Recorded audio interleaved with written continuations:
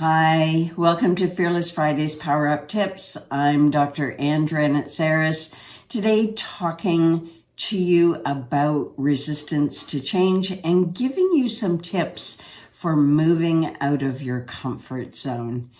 This is a subject that I can talk about for a long time and that we need to revisit because it impedes our growth and our development as human beings when we get stuck in our comfort zone. I call it making our home in our comfort zone, as opposed to seeing our comfort zone as a resting place, a place that we arrive at and we restore ourselves to get ready for the next shift, for the next growth, because human beings evolve. We are not static in our development. And if we consider ourselves to be static, if we see maturing as a human being as something that we arrive at, or we're supposed to arrive at when we're 20, because now that we're adults, we should be mature, then we get stuck and we stagnate. We become anxious about change. Our relationship to change is fraught with anxiety about, will I be comfortable if I move forward? The first step out of our comfort zone does involve this place of fear. What will people think? Will I be competent if I move out? Will I have the result that I want? Will other people approve of me changing? And how will that impact my relationships should I decide to take on something new, to study something, to commit myself to being a spiritual being with a mindfulness practice or a mantra-based meditation practice, for example? Will others who I'm in association with and attached to, will they approve of this? And this is the place that we start making excuses. And so we can bounce back for a long time between our comfort zone, where when we're there, we start thinking about, what else can I do? And what might I want to initiate? And oh my goodness, isn't this boring? And so we step out, or we think about things, and then we pull ourselves back because we have hit our resistance. And so I'd like you all to think about resistance as that limit, the edge of the comfort zone.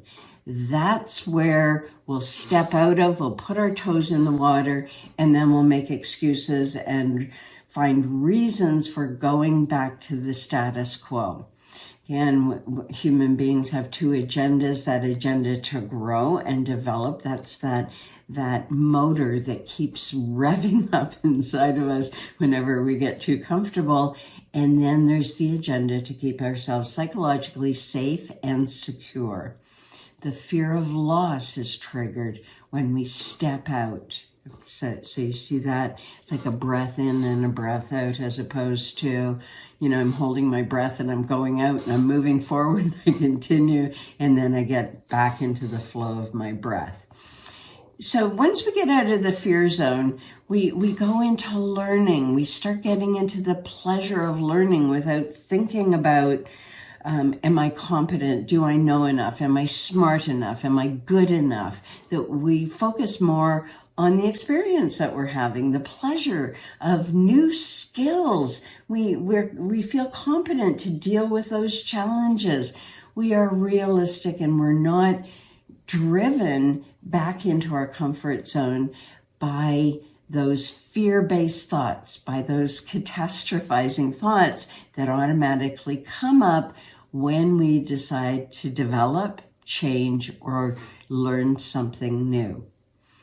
So tips for dealing with the resistance that we naturally feel during growth and development of any kind is to recognize that resistance is a normal and natural part of development.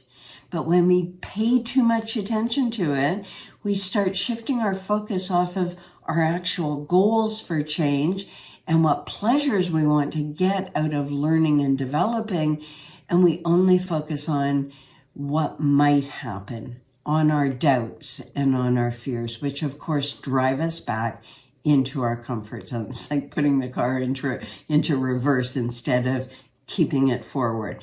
So thinking about those two places and really making sure that you're being mindful about development, mindful about the change process.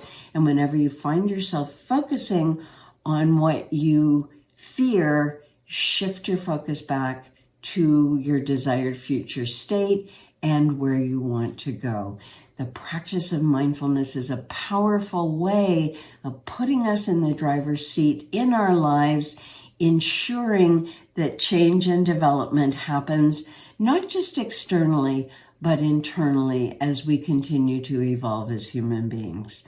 So until next time, keep growing, keep changing, and power past the resistance that is natural whenever one contemplates change and development. Bye for now.